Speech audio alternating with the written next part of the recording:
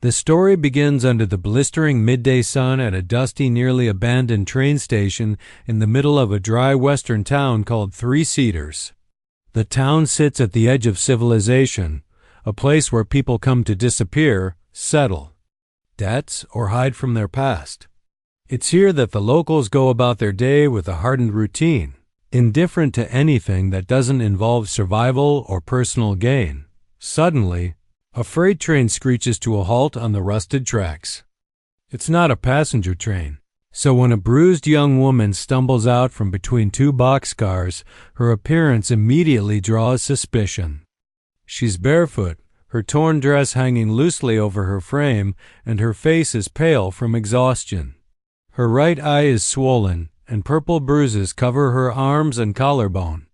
She stumbles forward a few steps, then collapses face first onto the wooden platform that the townspeople notice, but nobody moves to help. Some shake their heads in judgment, assuming she's drunk or diseased. Others whisper cruel things. Probably a saloon girl tossed out by her man, or must have been asking for it. Their indifference paints a chilling picture of the town's morality. Survival has hardened their hearts. Among them is Marshal Silas Dobbs, a man with a steel jaw and eyes as cold as the desert nights. He steps onto the platform and pokes her with the toe of his boot. "Don't die here," he growls. "I'm not filling out the paperwork for another stray," his deputy chuckles.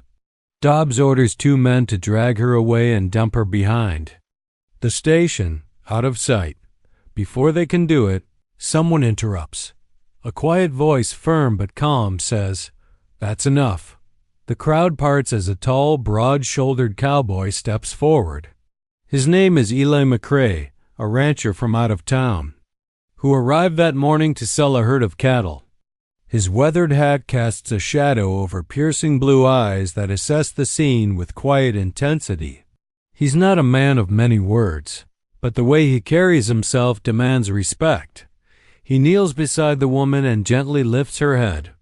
Her lips are cracked, and she winces even in unconsciousness. He looks up at Dobbs. She's hurt. "You going to treat her like a dog?" Dobbs stiffens. "Ain't my job to nurse every tramp who stumbles off a freight car." Eli ignores the insult. Without another word, he slips one arm under her knees, the other behind her shoulders, and lifts her into his arms like she weighs nothing. The crowd watches, stunned. The marshal mutters something under his breath but doesn't stop him. The woman stirs briefly in his arms, her eyes fluttering open for a second. She sees Eli's face and panics, trying to push away, but she's too weak. Eli speaks softly. "Easy now. No one's going to hurt you." For the first time in what seems like years, she hears a voice that doesn't threaten or command. She stops struggling. He walks with purpose toward his horse, adjusting her weight so she's steady in his grip. He ties her gently to the saddle and mounts behind her, cradling her upright as he reins the horse away from the station, and the stairs dot as Eli disappears into the horizon with the broken woman in his arms. Whispers ripple through the crowd. Some call him foolish. Others think he's after something. But a few, especially the children watching, see something different in his gesture, a rare, defiant act of compassion. And just like that, Clara, though we don't yet know her name, is no longer alone. The moment she collapsed on the station platform might have been her end, but the cowboy's quiet decision to help may become the beginning of something no one saw coming. After leaving the station, Eli McCrae rides for nearly 2 hours across the rugged, sun-drenched prairie until he reaches his remote ranch nestled in a narrow valley beneath the whispering hills. The land is vast, quiet and self-contained, just like the man who owns it. The only company on the ranch are Eli's horse, a few cattle, and an old ranch hand named Otis, a gruff but kind older man with a limp and a heart far softer than he lets on. Eli brings the unconscious woman inside the ranch house and lays her gently on a clean bed in the guest room.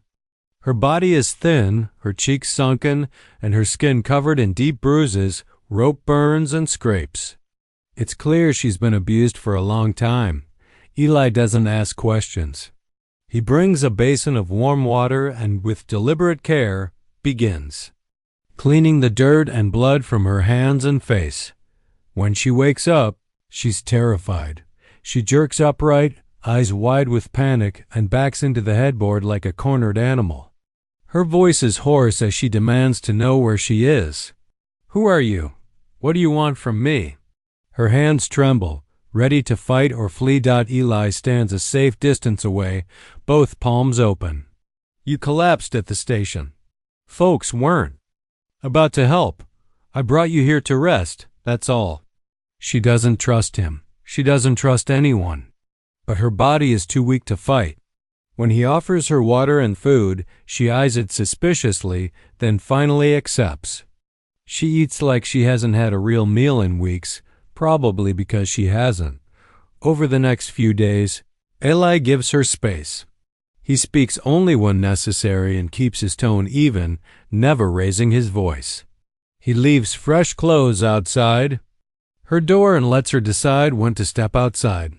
Otis, curious but kind, keeps his distance as well, muttering to Eli, "That girl's been through hell." Eventually, the woman starts to come out of her room. She's wearing one of Eli's old shirts, cinched at the waist, and her hair is loosely tied back. Her bruises are healing, but the emotional damage is still raw in her eyes. She introduces herself hesitantly. "My name's Clara." Eli doesn't pry, but in bits and pieces, Clara begins to reveal her story. She had been a mail-order bride, lured with promises of safety and stability. Instead, she was purchased, not loved, by a man named Rufus Slade, who kept her locked in a room like property. He never treated her as a person.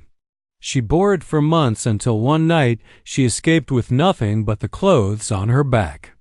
She caught a freight train out of Missouri and rode it for days, hiding in boxcars, half-starved and terrified, until she collapsed in 3-seaters.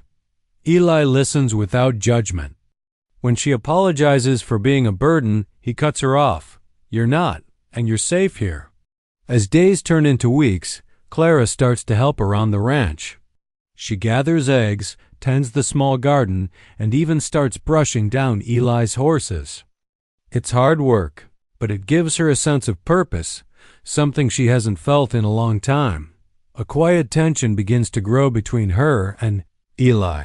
She catches him watching her sometimes, not with desire, but with concern, with quiet admiration. She doesn't know how to process it. She's never known a man who looks at her like she's more than what he can take. One evening, sitting by the fire, Clara says, "You don't have to keep rescuing me. I'm not your responsibility." Eli looks at her, calm and steady. "Maybe not, but that doesn't mean I'm walking away." Clara turns her gaze back to the flames. She doesn't say it aloud, but deep inside, for the first time in years, she begins to believe that maybe, just maybe, she's worth saving. Clara's life on Eli McRae's ranch begins to settle into a fragile routine. With the sun rising over the hills each morning, she finds herself doing things she never imagined just weeks ago, gathering eggs, mending saddle straps, even laughing with Otis, the old ranch hand who teases her like a protective uncle. The bruises on her body have faded, but the ones inside her linger. Eli keeps his distance but watches over her quietly, never pressing too hard, always giving her room to breathe. Despite the peaceful rhythm of life at the ranch, Clara remains wary. Every loud noise startles her. She avoids town. She never walks too far from the house. Eli notices it all but says nothing, knowing better than to push her before she's ready. One afternoon, while Clara is brushing down a horse in the barn, she hears Otis come riding up fast. He dismounts stiffly and walks straight toward Eli, who's chopping wood near the corral. Clara watches from a distance as Otis speaks in a low voice, his expression tight. That evening, Eli knocks gently on Clara's door. "We need to talk." She meets him on the porch. The sky is streaked with oranges and purples as the sun begins to sink behind the hills. Eli doesn't sugarcoat it. "There's a man in town asking questions," he says. "Claims he's looking for his wife." "He's carrying bounty papers." Clara freezes. Her knuckles whiten around the edge of the porch rail. "Rufus?" Eli nods. "He didn't give a name, but I figure it's him." Clara's breath quickens. "He'll take me back.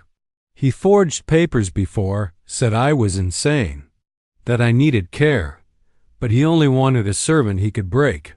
She begins to pace, fear overtaking her. "You don't know what he's capable of, Eli. He'll come here. He'll lie, buy people off, and no one will stop him. Not if the law's on his side."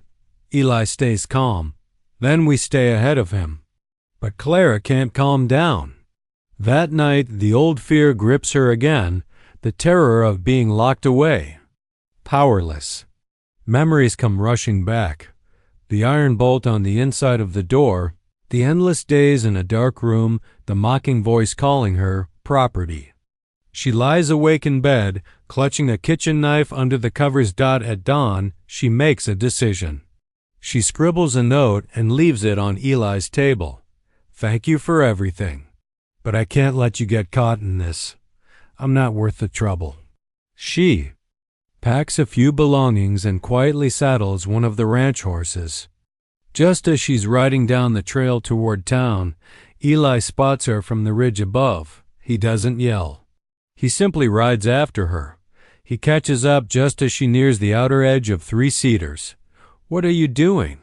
he asks. "I'm going to the marshal," she says. "I'll face whatever's coming. I won't let him hurt you or ruin your life." Eli's voice is steady, but there's something sharp in it now. "You think I'm afraid of him?" "Clara, you're not running again." "Not this time." Tears well in her eyes. "You don't understand." "No," he cuts in gently. You don't have to do this alone." Clara shakes her head, torn between fear and hope. For so long, she's been conditioned to believe that no one stays. That kindness always comes with a price. But Eli has never asked for anything from her except the truth. Finally, she breaks down. "What if I bring everything crashing down on you?" Eli looks her in the eye. "Then we rebuild it, together." Clara stares at him for a long moment, then slowly nods. She turns the horse around and follows him home. The past is coming. But this time, she's not facing it alone. The dusty town of Three Cedars feels colder than usual when Clara and Eli ride in together the next morning. Clara wears a borrowed coat and wide-brimmed hat pulled low over her eyes, but it's not just to hide her face, it's to keep herself from unraveling. Every building they pass, every familiar face that turns to watch, feels like a threat. Eli rides beside her, steady and silent, his presence her only anchor.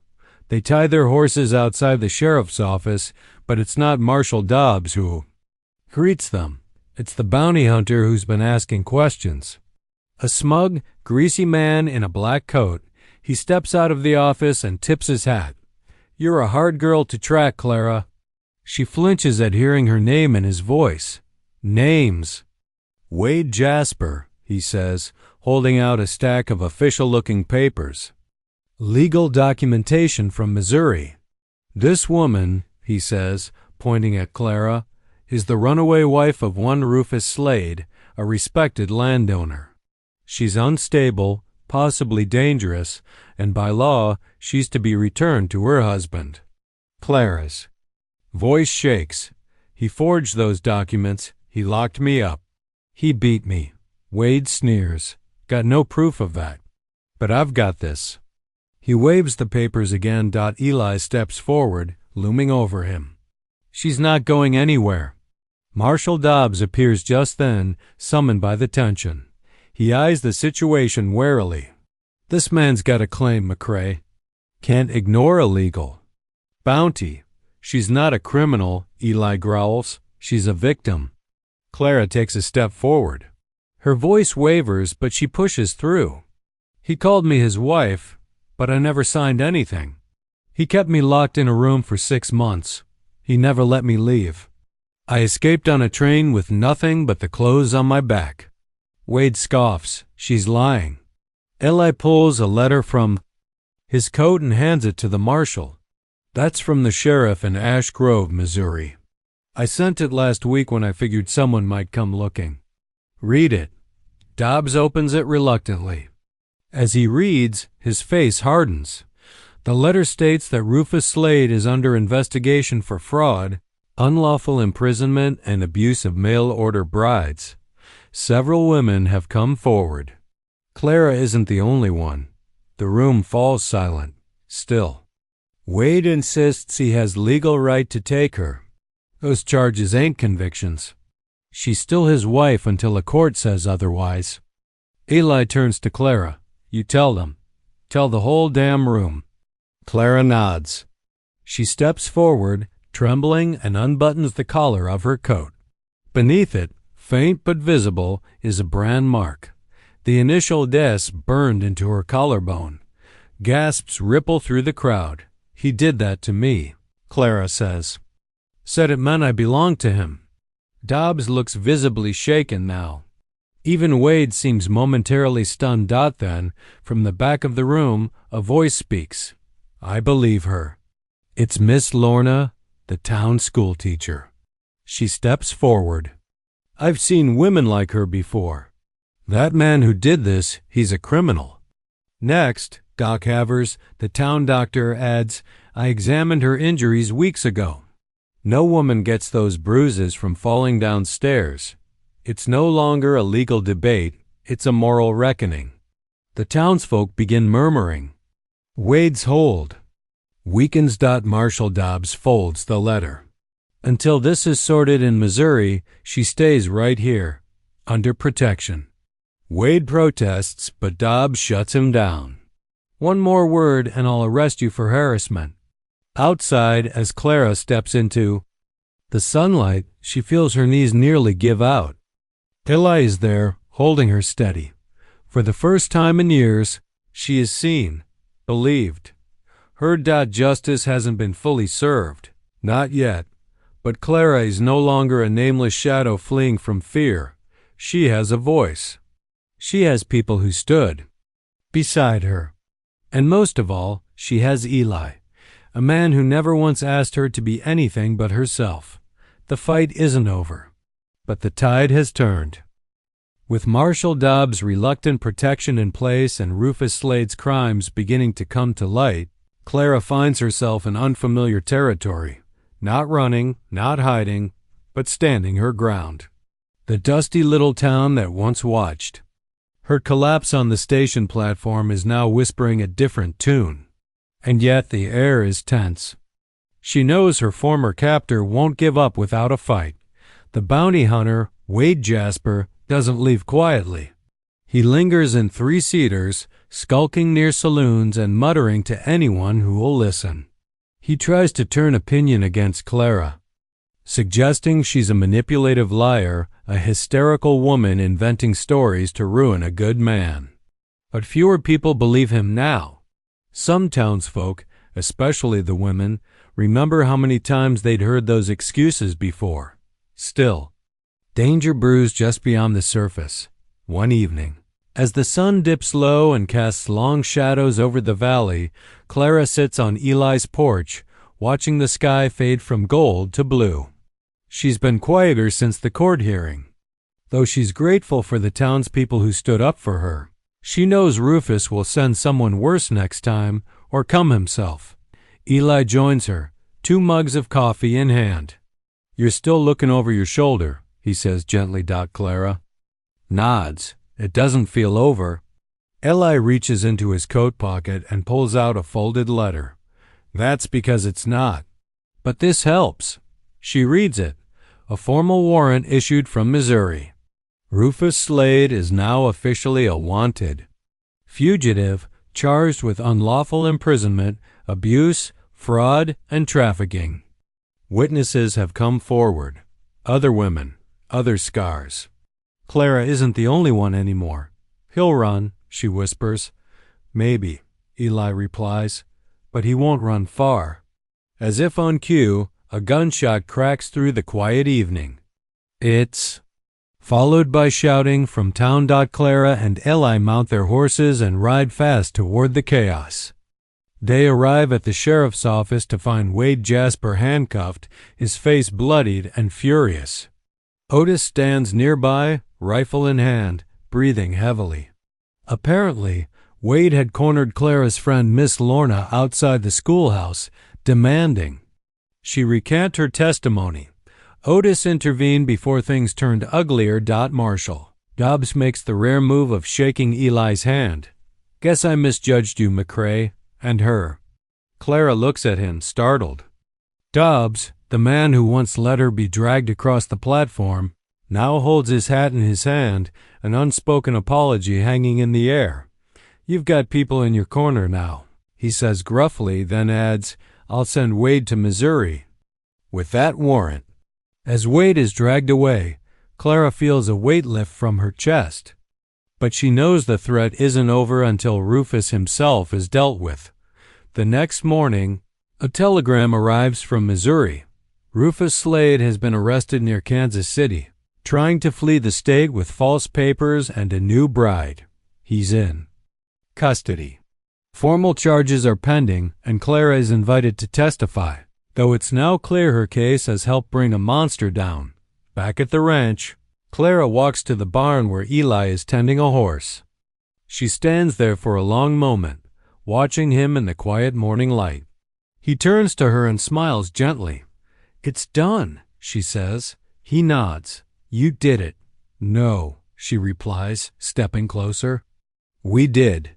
She reaches up and touches the scar on her collarbone, once a symbol of ownership and pain.